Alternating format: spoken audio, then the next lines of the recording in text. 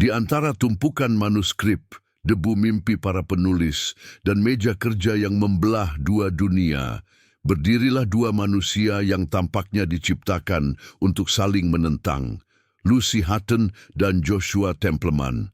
Mereka tidak bersaing karena kebetulan. Mereka bersaing karena takdir, seperti sedang bermain-main. Kantor tempat mereka bekerja, hasil fusi dua penerbitan besar, Bexley and Gamin, menyatukan dua budaya yang kontras. Satu menjunjung tinggi tradisi, satu lagi penuh energi muda. Disinilah dua kepribadian itu bertemu, bertabrakan, dan mulai memainkan permainan yang disebut mereka sendiri. The Hating Game. Lucy pendek, jenaka, dan hangat, seperti pagi pertama musim semi. Ia membawa cahaya ke setiap ruangan yang ia masuki, bahkan jika ruangan itu hanya dipenuhi kertas kerja dan jadwal rapat. Ia tumbuh di perkebunan stroberi, dikelilingi oleh warna, aroma manis, dan cinta tanpa syarat. Itulah yang membuatnya selalu ingin disukai. Menyenangkan semua orang adalah caranya bertahan, tapi di kantor itu hanya satu orang yang tak pernah bisa ia menangkan. Satu pria dengan wajah batu, postur sempurna, dan sikap yang lebih dingin dari musim salju di Vermont. Joshua Templeman. Josh adalah pria yang hidup dalam garis lurus. Setiap pakaiannya disetrika nyaris tanpa kerutan. Jadwalnya nyaris sepresisi jam atom. Suaranya datar, jarang naik, jarang turun. Ia bukan pria yang akan menghibur atau mengulurkan tangan dengan hangat. Tapi ia tahu segalanya tentang Lucy. Apa warna bajunya hari ini? Bagaimana pola senyumnya? Bahkan berapa detik ia diam sebelum mengucapkan satu kalimat sinis. Ia tahu, karena ia memperhatikan. Mereka duduk berhadapan setiap hari. Meja mereka seperti medan perang. Mereka memainkan permainan-permainan kecil. Siapa yang berkedip lebih dulu, permainan meniru, tatapan membunuh. Setiap gerak-gerik menjadi peluru, setiap senyum adalah pisau. Tapi di antara semua permusuhan itu, ada sesuatu yang tak pernah mereka akui, bahwa garis antara benci dan tertarik itu sangat tipis. Dan saat perusahaan mengumumkan bahwa posisi Chief Operating Officer akan dibuka, hanya satu kursi, dua kandidat, permainan mereka berubah. Ini bukan lagi tentang sindiran atau lirik-lirikan. Ini adalah medan laga untuk kehormatan, masa depan, dan mungkin sesuatu yang lebih personal. Lucy menyusun strategi. Ia bekerja lebih keras.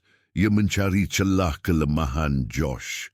Tapi Josh, tetaplah Josh, diam, dingin, dan selalu satu langkah. Sebelum lanjut, don't forget to comment, like, and subscribe. Lebih depan, ia adalah pesaing ideal dan mimpi buruk paling indah yang Lucy pernah temui. Tapi di balik rivalitas itu, sesuatu mulai goyah. Suatu hari Lucy jatuh sakit, panas tinggi, tubuh menggigil. Di ambang pingsan, ia nyaris tak mampu berdiri. Dan Josh yang selalu sinis itu, mengangkat tubuhnya tanpa bicara, membawanya ke apartemen, merawatnya, menggantikan kain basah di keningnya.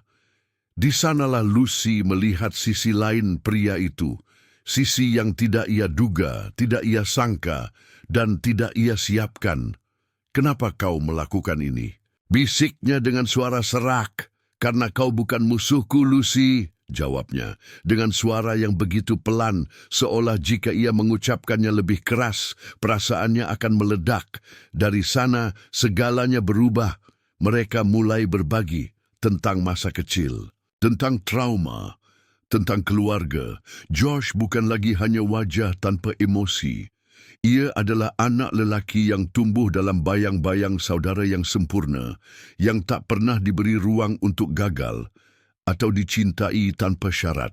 Dan Lucy, gadis yang selalu berpikir bahwa ia harus membuat semua orang bahagia agar layak mendapat tempat di dunia ini. Di balik ciuman pertama yang mendadak, tersimpan 1000 pertanyaan. Apakah ini cinta? Atau hanya bagian dari permainan? Tapi Ketika Josh mencium Lucy di lift bukan sebagai strategi, tapi sebagai pengakuan jujur, permainan itu mulai runtuh. Hari-hari berikutnya menjadi medan uji kepercayaan. Josh ingin Lucy tahu bahwa ia serius, bahwa setiap tatapan dan perhatian kecil selama ini adalah bentuk cinta yang tak berani ia ucapkan. Tapi Lucy, terbiasa bermain aman, tak bisa langsung percaya. Ia takut jika ini hanya bagian dari taktik promosi. Ia takut jika semua ini akan menghilang begitu satu dari mereka duduk di kursi eksekutif itu. Dan konflik memuncak ketika Lucy mengetahui bahwa Josh sedang mempertimbangkan pekerjaan lain di luar kota. Seolah semua momen yang mereka jalani hanyalah episode sementara dalam hidup Josh. Ia marah, bukan hanya karena ditinggalkan, tapi karena ia menyadari betapa ia membutuhkan pria itu. Betapa hatinya bukan lagi hanya miliknya sendiri. Dalam konfrontasi yang intens, mereka saling membuka luka. Josh mengaku takut. Ia menghindari hubungan karena tak pernah merasa cukup. Dan Lucy untuk pertama kalinya menyatakan bahwa ia mencintainya. Bukan sebagai musuh, bukan sebagai rival, tapi sebagai sebelum lanjut, don't forget to comment, like, and subscribe. Seorang yang memahami dirinya lebih dalam daripada siapapun. Dan di hari wawancara terakhir, saat Lucy dipanggil masuk ke ruangan yang selama ini menjadi simbol kemenangan, ia menolak. Ia berkata kepada atasan mereka, "Aku mencintai pekerjaanku, tapi aku tidak ingin memenangkannya jika harus kehilangan seseorang yang sudah jadi bagian dari hidupku."